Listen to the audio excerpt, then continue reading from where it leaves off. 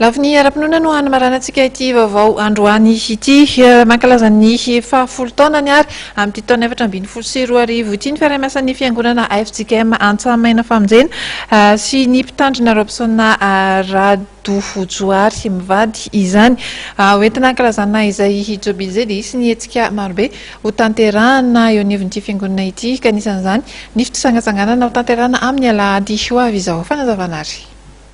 Ny FJKM Antsahamaina Famonjena dia faly manasa antsika rehetra amin'ny fankalazana ny taonjobily 10 taona niarahana tamin'ny pastera Rado Lalaina Joary mianakavy.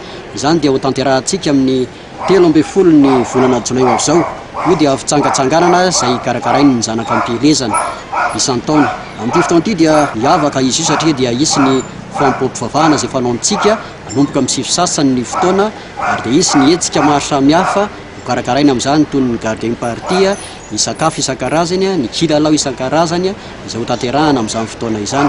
Ny tanjona amin'izany moa dia eo ny fanamboarana, ny famitana ny trano iray aman-dreny mpitandrina aty Antananarivo ary dia misy ny famaranana izay atao koa miarahantsika mianakavy ihany koa mba amin'ny sakafo rehefa vita ny fankalazana ny taonjobily. Ny fiara dia raisintsika eny amin'ny Luxor ny Biorititra amin'ny 9 itsika no raisin'ny fiara eo dia angaviana mba ho tonga aloha mba azahoantsika mifandamina tsara. Manasana antsika rehetra mpianakavy ny finoana amin'ny FJKM Antsahamaina Famonjena mba ho tonga maro amin'ny hetsika izay karakaraintsika